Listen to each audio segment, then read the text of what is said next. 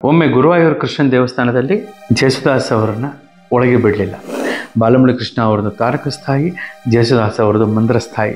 ಈ ಎರಡಕ್ಕೆ ಕಂಪ್ಯಾರಿಸನ್ನೇ ಇಲ್ಲ. ಪ್ರೀತಿಯನ್ನು ಹುಡ್ಕೊಂಡು ಹೋಗಬೇಕು, ಜಾತಿನಲ್ಲ. ಸುಮ್ಮನೆ ಅನಾವಶ್ಯಕವಾಗಿ ಜಾತಿಗಳನ್ನ ಹುಡ್ಕೋದು, ಅದರ ಮಧ್ಯೆ ಇನ್ನೇನೋ ಒಂದು ಬೇಲಿ ಕಟ್ಟೋದು ಯಾಕ್ರಿ ಬೇಕು? ಒಂದು ಹಾಡಿನ ನಿಜವಾದ ಗಾಂಭೀರ್ಯ, ಘನತೆ ಅಂತಂದರೆ ಪಿ ಬಿ ಶ್ರೀನಿವಾಸ್ ಅವ್ರ ವಾಯ್ಸು.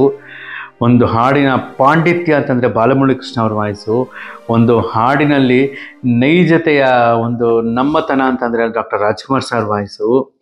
ಆ ಒಂದು ಹಾಡಿನಲ್ಲಿ ಕಂಪ್ಲೀಟ್ ಯೌವನ ಅಂತಂದರೆ ಅದು ಎಸ್ ಪಿ ಬಿ ಅವ್ರ ವಾಯ್ಸು. ಅದೇ ಒಂದು ಹಾಡಿನಲ್ಲಿ ನಿಜವಾದ ಭಕ್ತಿ ಅಂತಂದರೆ ಅದು ಜೇಸುದಾಸ್ ಅವ್ರ ವಾಯ್ಸು ಅಂತ. ಇದೆಲ್ಲ ಚಿತ್ರಸಂಗೀತದ ಒಂದು ಪ್ರಕ್ರಿಯೆ, ಚಿತ್ರಸಂಗೀತದ ಒಂದು ಆಯಾಮ. ಆದರೆ ಮತ್ತೊಂದಿದೆ ಭಕ್ತಿ ಪರಂಪರೆ, ಭಾವಗೀತೆ ಪರಂಪರೆ, ಸುಗಮ ಸಂಗೀತ ಪರಂಪರೆ, ಕರ್ನಾಟಕ ಶಾಸ್ತ್ರೀಯ ಸಂಗೀತದ ಒಂದು ಪರಂಪರೆ ಇದೆ. ಅಲ್ಲಿ ಅವರು ಹಾಡಿದಂಥ ಒಂದೊಂದು ಹಾಡುಗಳು ಅದನ್ನು ನಾವು ಮೆಲುಕು ಹಾಕ್ತಾ ಹೋದರೆ 2 ಜನ್ಮ ಕೂಡ ಸಾಕಾಗಲ್ಲ ನಮಗೆ.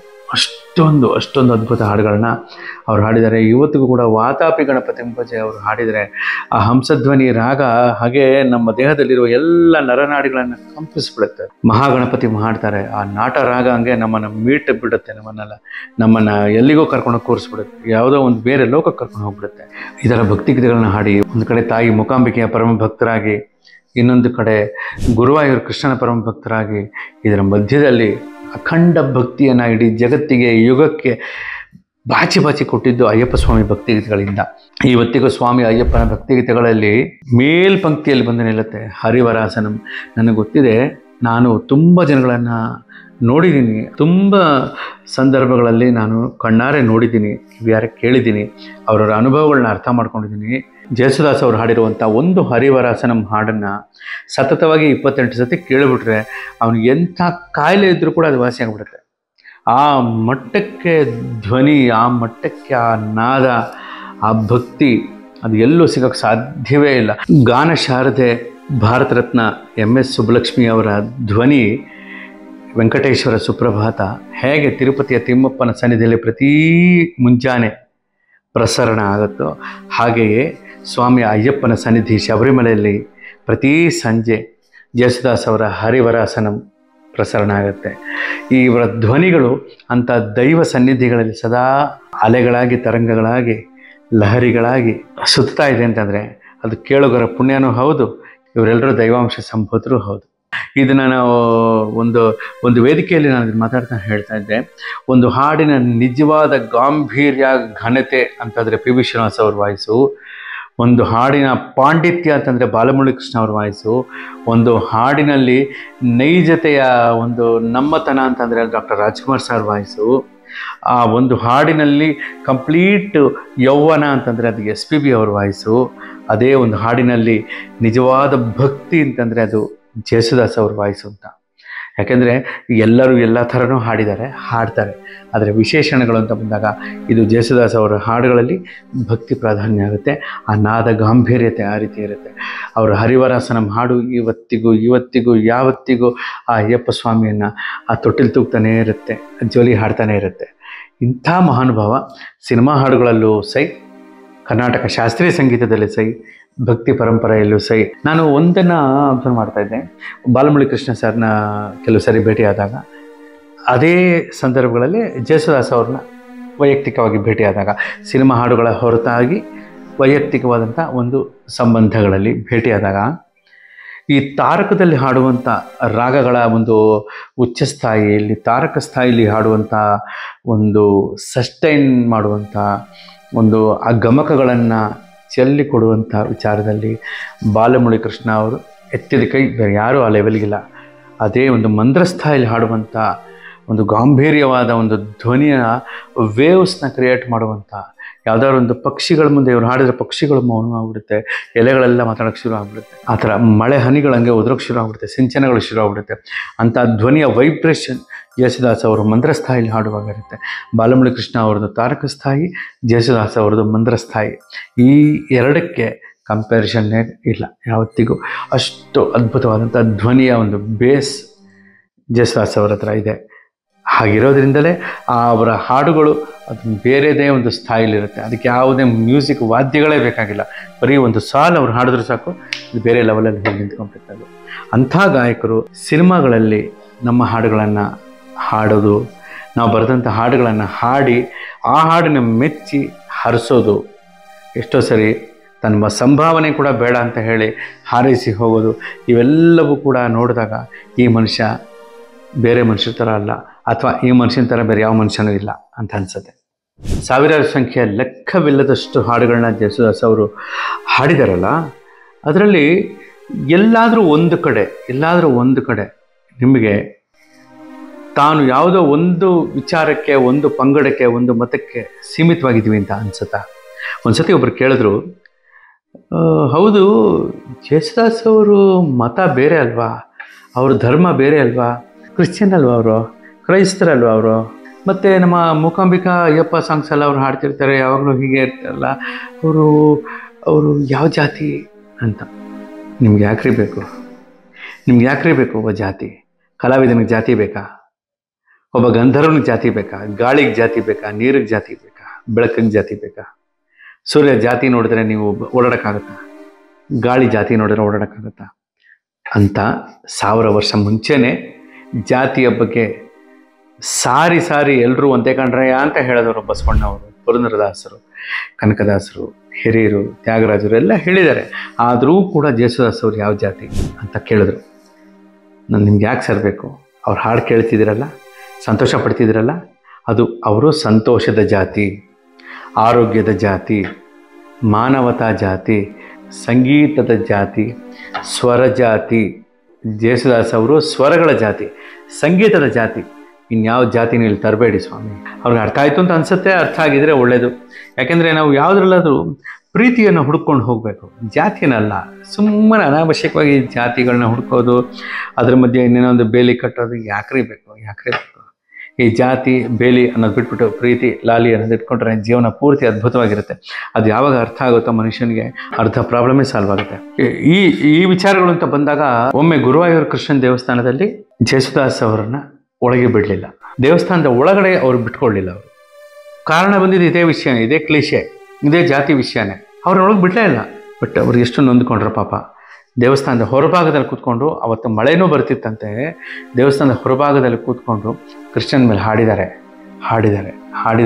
ಆ ಹಾಡಿಗೆ ಪರವಶನಾಗಿ ಆ ಕೃಷ್ಣ ಬಂದು ಅವ್ರ ಸುತ್ತನೇ ಕುಣಿದಾಡಿ ನಲ್ದಾಡಿಬಿಟ್ಟಿರ್ತಾನೆ. ಒಂದು ಕೈಲಿ ಕೊಳಲು, ಒಂದು ಕೈಲಿ ನವಿಲ್ಗೆರೆ ಇಟ್ಕೊಂಡು ನವಿಲ್ ಸಮೇತ ಡ್ಯಾನ್ಸ್ ಮಾಡಿಬಿಟ್ಟಿರ್ತಾನೆ ಜೇಸುದಾಸ್ ಅವ್ರ ಸುತ್ತ.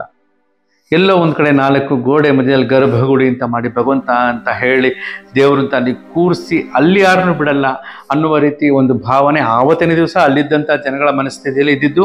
ಅದು ಸಂಕುಚಿತ ಭಾವನೆ ಅಂತ ಕೆಲವರು ಹೇಳ್ತಾರೆ, ಕೆಲವರೇನೋ ಅದನ್ನು ರೂಲ್ಸ್ ರೆಗ್ಯುಲೇಷನ್ ಅಂತಾರೆ, ಕೆಲವರು ಮಡಿಗಿಡಿ ಅಂತಾರೆ. ಅವೆಲ್ಲ ಬಿಟ್ಟಾಕೋಣ. ಎಲ್ಲಿ ಮಾನವೀಯತೆ, ಎಲ್ಲಿ ಪ್ರೀತಿ ಇರುತ್ತೋ ಅಲ್ಲಿ ದೇವರು ಇರ್ತಾನೆ. ಸೊ ದೇವಸ್ಥಾನದ ಒಳಗಡೆ, ಗುರುವಾಯೂರು ಕೃಷ್ಣನ ದೇವಸ್ಥಾನದ ಒಳಗಡೆ ಜೇಸುದಾಸ್ ಅವ್ರನ್ನ ಆ ದಿನ ಬಿಡಲಿಲ್ಲ, ಆ ಸಂದರ್ಭಗಳಲ್ಲಿ ಬಿಡಲಿಲ್ಲ. ಆದರೆ ಜೇಸುದಾಸ್ ಅವರು ಹೊರಗಡೆನೇ ಕೂತು ಕೃಷ್ಣನ ಹಾಡಿದ್ರು. ಕೃಷ್ಣನೇ ಅಲ್ಲಿ ಬಂದು ಅವ್ರಿಗೆ ಆಶೀರ್ವಾದ ಮಾಡ್ದ. ಮುಂದೊಂದು ದಿನ ಅವರು ದೇವರ ದರ್ಶನವನ್ನು ಮಾಡುವ ಹಾಗಾಯಿತು. ಅದು ಒಂದು ವಿಚಾರ. ಇದನ್ನು ನೋಡಿದಾಗ ನನಗೊಂದು ಅನಿಸಿದ್ದು, ಕನಕದಾಸರನ್ನು ಕೂಡ ದೇವಸ್ಥಾನದ ಒಳಗಡೆ ಬಿಡಲಿಲ್ಲ. ಅದು ಏನು ಜಾತಿ ವಿಷಯನೋ ಬಡತನ ಅಂತನೋ, ಆವತ್ತಿನ ಜನಗಳ ಪರಿಸ್ಥಿತಿ, ಆವತ್ತಿನ ಜನಗಳ ಮನಸ್ಥಿತಿ. ಕನಕದಾಸರನ್ನು ದೇವಸ್ಥಾನದಲ್ಲಿ ಬಿಡಲಿಲ್ಲ, ಆದರೆ ಕನಕದಾಸರು ಹೊರಗಡೆ ನಿಂತು ಹಾಡಿದ್ರು. ಬಾಗಿಲನ್ನು ತೆರೆದು ಸೇವೆಯನ್ನು ಕೊಡೋ ಹರಿಯೇ ಅಂತಂದರು. ಗೋಡೆ ಹೊಡ್ಕೊಂಡು ಕೃಷ್ಣನೇ ಹಿಂಗೆ ಟರ್ನ್ ಆಗ್ಬಿಟ್ಟ. ನಿಂತ ಕಡೆಯಿಂದನೇ ಕೃಷ್ಣನೇ ಟರ್ನ್ ಆಗ್ಬಿಟ್ಟು ಇದ್ದ ಕಡೆನೇ ಗೋಡೆ ಬಿರುಕು ಹೊಡೆದು ಆ ಕಿಂಡಿಯಿಂದ ದರ್ಶನ ಕೊಟ್ಬಿಟ್ಟ.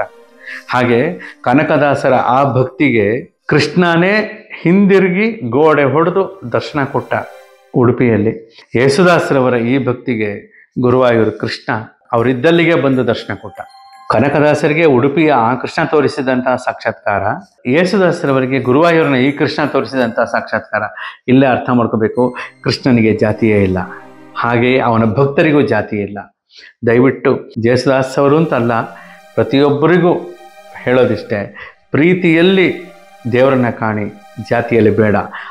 ಇಲ್ಲಿ ಈ ಥರದೆಲ್ಲ ಆದ ನಂತರದಲ್ಲಿ ಒಂದು ಸಂದರ್ಭ, ಪದ್ಮವಿಭೂಷಣ ಗಾನಗಂಧರ್ವ ಡಾಕ್ಟರ್ SP ಬಾಲಸುಬ್ರಹ್ಮಣ್ಯಂ ದಂಪತಿಗಳು ಪದ್ಮವಿಭೂಷಣ ಗಾನಗಂಧರ್ವ ಡಾಕ್ಟರ್ ಜೇಸುದಾಸ್ ದಂಪತಿಗಳಿಗೆ ಪಾದಪೂಜೆಯನ್ನು ಮಾಡಿದರು. ಒಂದು ಸಂದರ್ಭದಲ್ಲಿ ಅದು ಹೇಗಿತ್ತು ಕಣ್ಣು ತುಂಬ್ಕೋಬೇಕಾದ್ರೆ, ಕಣ್ಣಲ್ಲಿ ಕಣ್ಣೀರು ಬರೋದು ಸಹಜ.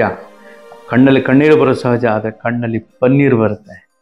ಆ ಸಂದರ್ಭವನ್ನು ನೋಡಿದರೆ ಜೇಸುದಾಸ್ ದಂಪತಿಗಳನ್ನ ಕೂರಿಸಿ SPB ದಂಪತಿಗಳು ಭಕ್ತಿಯಿಂದ ಮಡಿಯುಟ್ಟು ಪಾದಗಳನ್ನು ತೊಳೆದು ಪಾದಪೂಜೆಯನ್ನು ನೆರವೇರಿಸಿ ಅದನ್ನು ಕಣ್ಣು ಹೊತ್ತುಕೊಂಡು ಅವರ ಆಶೀರ್ವಾದವನ್ನು ತಗೊಂಡ್ರು.